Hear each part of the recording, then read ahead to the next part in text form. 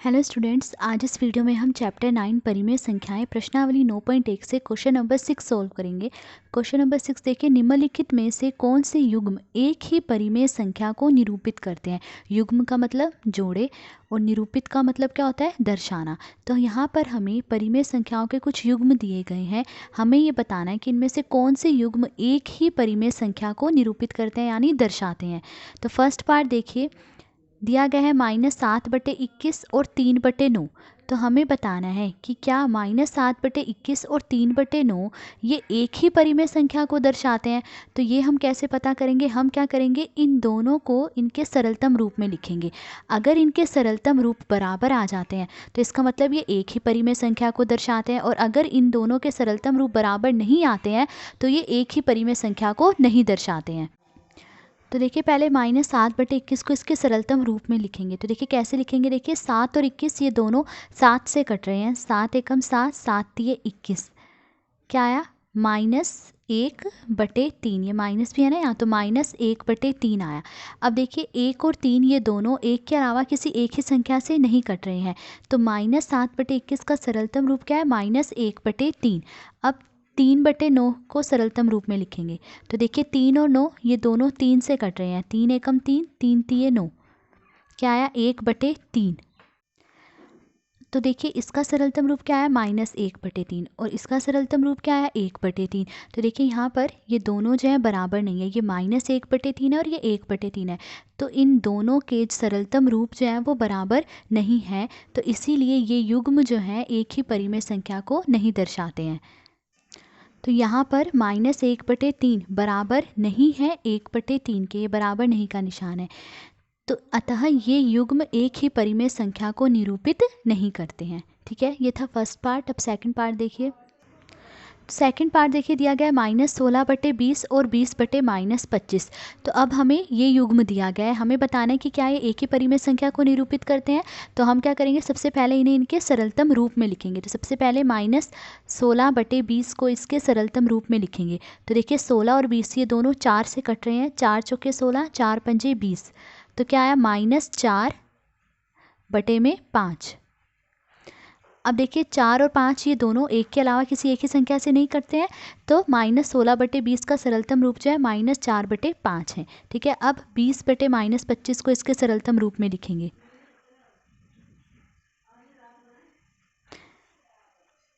अब देखिए 20 और 25 ये दोनों जो है 5 से कट रहे हैं। 5 चौके 20, 5 पंजे 25, तो क्या आया, 4 में क्या है, -5। देखिए माइनस हम नीचे नहीं लिखते हैं तो इसे ऊपर लिख लेंगे। क्या है, -4/5। अब देखिए 4 और 5 ये दोनों एक के अलावा किसी एक ही संख्या से नहीं कटते हैं। तो 20/-25 का सरलतम रूप क्या है, -4/5। तो देखिए इसका सरलतम रूप -4/5 है और इसका भी सरलतम रूप क्या है, -4/5। तो दोनों के सरलतम रूप जो है बराबर हैं। तो ये दोनों जो है यानी ये युग्म जो है एक ही परिमेय संख्या को निरूपित करता है। तो यहाँ पर -4/5 बराबर है -4/5 के, अतः ये युग्म एक ही परिमेय संख्या को निरूपित करता है। तो इसलिए ये युग्म एक ही परिमेय संख्या को दर्शाता है। तो ये सेकंड पार्ट। अब थर्ड पार्ट देखिए। थर्ड पार्ट देखिए, दिया गया -2/-3 और 2/3। तो अब हमें ये युग्म दिया गया है, हमें बताना है कि क्या ये युग्म एक ही परिमेय संख्या को निरूपित करता है। तो क्या करेंगे, सबसे पहले इन्हें इनके सरलतम रूप में लिखेंगे। तो सबसे पहले -2/-3 को जो है इसके सरलतम रूप में लिखेंगे। देखिए माइनस से माइनस कट जाएगा। ठीक है, तो क्या आया, 2/3।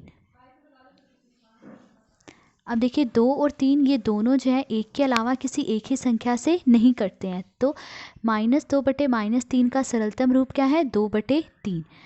फिर क्या है, 2/3। अब 2/3 का सरलतम रूप क्या है, 2/3 ही है, क्योंकि 2 और 3 ये दोनों एक के अलावा किसी एक ही संख्या से नहीं कटते। तो 2/3 का सरलतम रूप क्या है, 2/3। तो देखिए इसका सरलतम रूप 2/3 है और इसका भी सरलतम रूप क्या है, 2/3।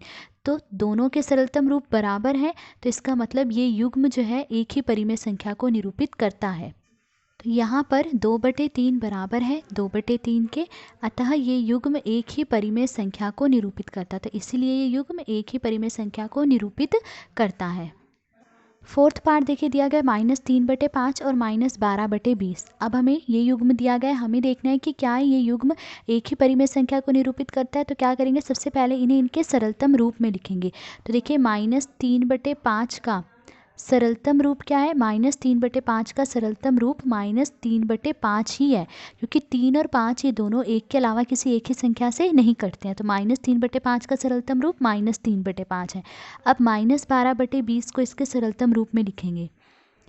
तो देखिए 12 और 20 ये दोनों किससे कट रहे हैं, 4 से कट रहे हैं। 4 तिये 12, 4 पंजे 20, तो -3/5।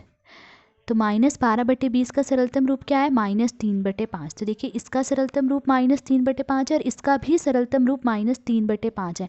तो इन दोनों के सरलतम रूप बराबर है, तो ये युग्म जो है एक ही परिमेय संख्या को निरूपित करता है। तो यहाँ पर -3/5 बराबर है -3/5 के, अतः ये युग्म एक ही परिमेय संख्या को निरूपित करता है। फिफ्थ पार्ट देखिए दिया गया 8/-5 और -24/15। तो अब हमें ये युग्म दिया गया है, हमें देखना है कि यह एक ही परिमेय संख्या को निरूपित करता है। तो क्या करेंगे, इन दोनों को इनके सरलतम रूप में लिखेंगे। तो पहले 8/-5 को इसके सरलतम रूप में लिखेंगे। देखिए माइनस जो है नीचे नहीं लिखते, तो हम इसे ऊपर लिख लेंगे। तो क्या आया, -8/5। अब देखिए 8 और 5 ये दोनों एक के अलावा किसी एक ही संख्या से नहीं कटते हैं।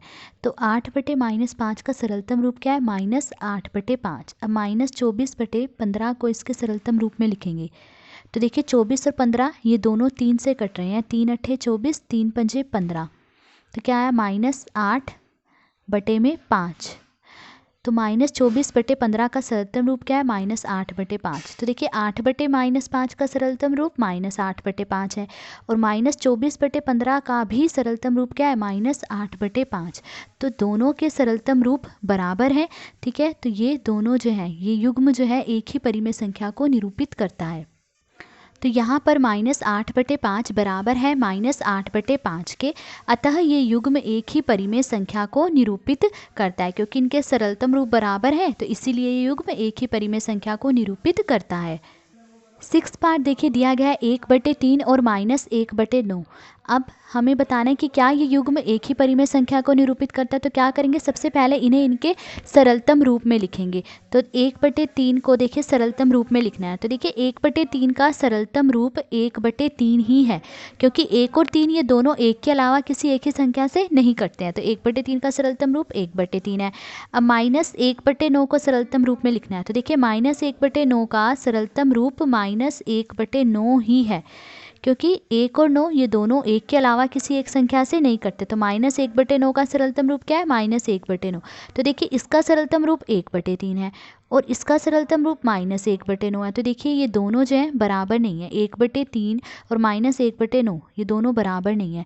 तो इनके सरलतम रूप बराबर नहीं हैं, तो इसीलिए ये युग्म एक ही परिमेय संख्या को निरूपित नहीं करते हैं, क्योंकि सरलतम रूप बराबर नहीं है। तो यहाँ पर 1/3 बराबर नहीं है -1/9 के, अतः ये युग्म एक ही परिमेय संख्या को निरूपित नहीं करता है। क्योंकि यहाँ पर सरलतम रूप बराबर नहीं है, तो इसलिए ये युग्म एक ही परिमेय संख्या को निरूपित नहीं करता है। सेवन्थ पार्ट देखिए दिया गया -5/-9 और 5/-9। तो अब हमें बताने कि क्या ये युग्म एक ही परिमेय संख्या को दर्शाता है, यानी निरूपित करता है। तो क्या करेंगे, इन्हें इनके सरलतम रूप में लिखेंगे। तो सबसे पहले -5/-9 को इसके सरलतम रूप में लिखेंगे। देखिए माइनस से माइनस कट जाएगा, तो क्या आया, 5/9। अब देखिए 5 और 9 ये दोनों जो है एक के अलावा किसी एक संख्या से नहीं कटते हैं। तो -5/-9 का सरलतम रूप क्या है, 5/9। अब 5/-9 को सरलतम रूप में लिखेंगे। देखिए माइनस नीचे नहीं लगता, हम ऊपर लगा लेंगे, -5/9। अब देखिए 5 और 9 ये दोनों एक के अलावा किसी एक ही संख्या से नहीं कटते हैं।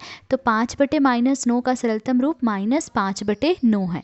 तो देखिए इसका सरलतम रूप 5/9 है और इसका सरलतम रूप क्या है, -5/9। तो देखिए ये प्लस में है और ये माइनस में है, दोनों बराबर नहीं है तो 5/9 और 5/9, पर ये प्लस में है और ये माइनस में है, तो ये दोनों बराबर नहीं है।